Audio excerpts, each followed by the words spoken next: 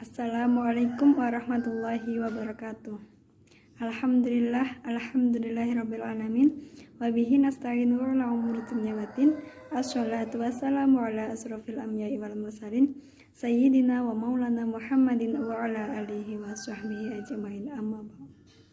Alhamdulillah, pada kesempatan kali ini kita masih bisa melaksanakan pembelajaran meskipun dalam jaringan.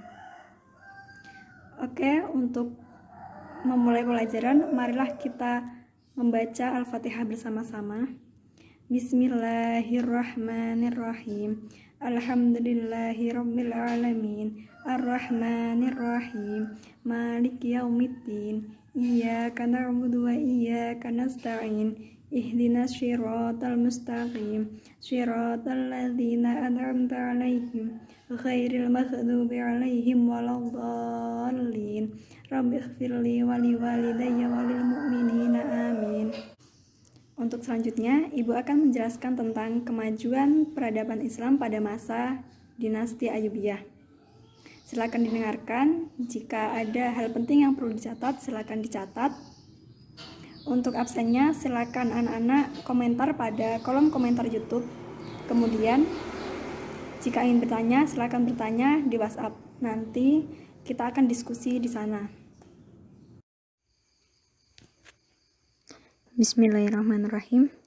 Di sini ada 4 kemajuan peradaban Islam pada masa Daulah Ayyubiyah, yakni meliputi yang pertama, kemajuan pada bidang pendidikan, yang kedua, kemajuan pada bidang ekonomi dan perdagangan, yang ketiga, kemajuan pada bidang militer dan pertahanan, dan yang keempat, kemajuan pada bidang pertanian.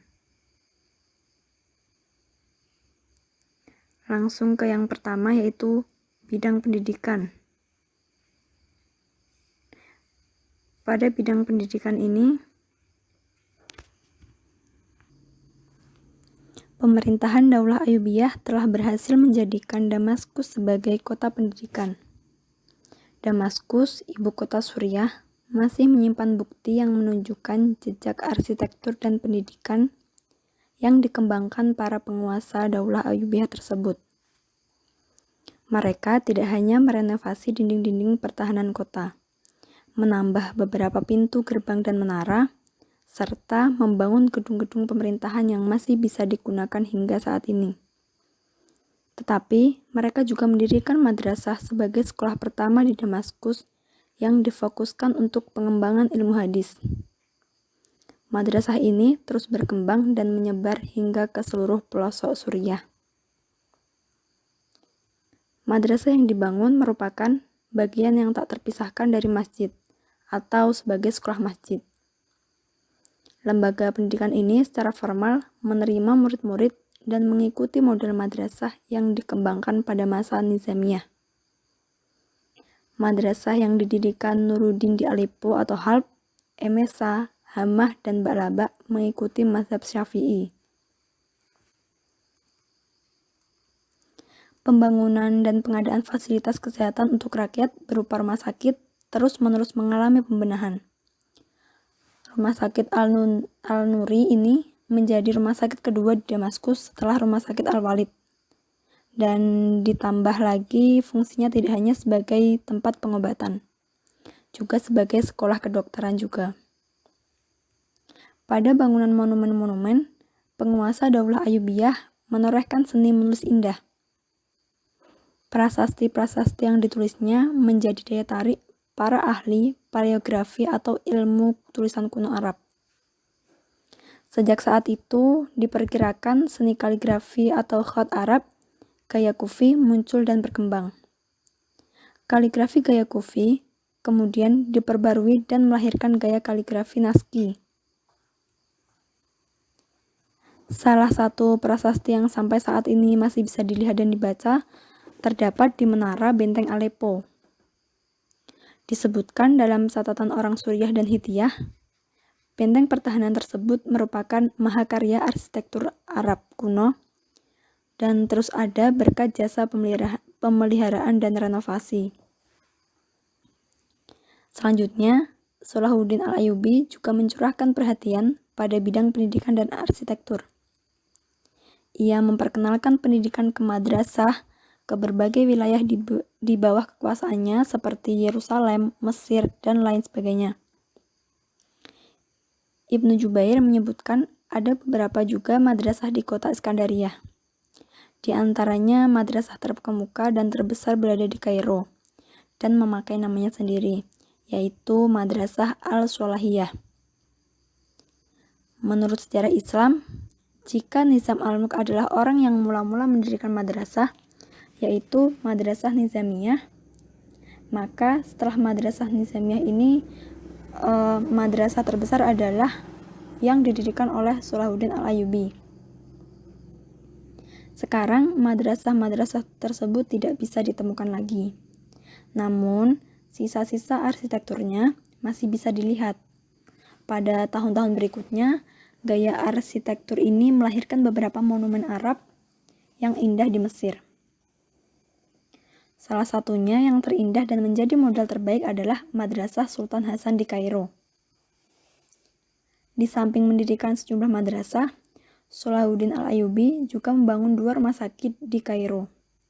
Bangunan kedua rumah sakit itu dirancang mengikuti model rumah sakit Nuriyah di Damaskus, yakni selain sebagai tempat pengobatan, juga sebagai sekolah kedokteran, seperti yang dijelaskan tadi.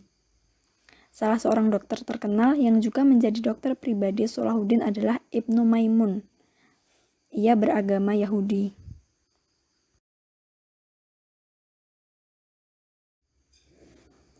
Untuk yang kedua, yaitu bidang ekonomi dan perdagangan. Dalam hal perekonomian, pemerintahan Daulah Ayyubiyah bekerja sama dengan penguasa Muslim di wilayah lain, membangun perdagangan dengan kota-kota di Laut Tengah, Lautan Hindia, serta menyempurnakan sistem perpajakan. Hubungan internasional dalam perdagangan, baik jalur laut maupun jalur darat, semakin ramai dan membawa pengaruh bagi negara Eropa serta negara-negara yang dikuasainya. Sejak saat itu, dunia ekonomi dan perdagangan sudah menggunakan sistem kredit, bank, termasuk letter of credit. Bahkan ketika itu sudah ada mata uang yang terbuat dari emas. Selain itu, dimulai percetakan mata uang dirham campuran atau fulus. Percetakan fulus yang merupakan mata uang dari tembaga dimulai pada masa pemerintahan Sultan Muhammad Al-Kamil Ibnu Al-Adil Al-Ayyubi. Percetakan uang fulus tersebut dimaksudkan sebagai alat tukar terhadap barang-barang yang tidak signifikan dengan rasio 48 fulus untuk setiap dirhamnya. Dalam bidang industri pada masa Ayyubiyah, sudah mengenal kemajuan di bidang industri dengan dibuatnya kincir oleh seorang Syria yang lebih canggih dibanding buatan orang Barat. Juga sudah ada pabrik karpet, pabrik kain, serta pabrik gelas.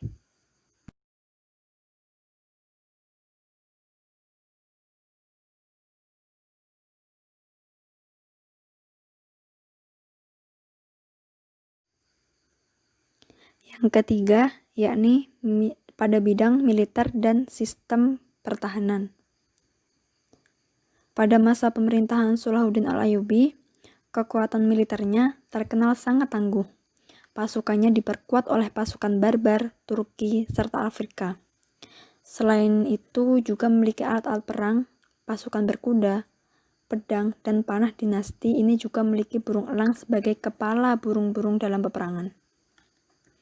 Salahuddin juga membuat bangunan monumental berupa tembok kota di Kairo dan Muqattam, yaitu Benteng Qal'a al-Jabal atau lebih dikenal dengan sebutan Benteng Salahuddin Al-Ayyubi, yang sampai saat ini masih berdiri dengan megahnya.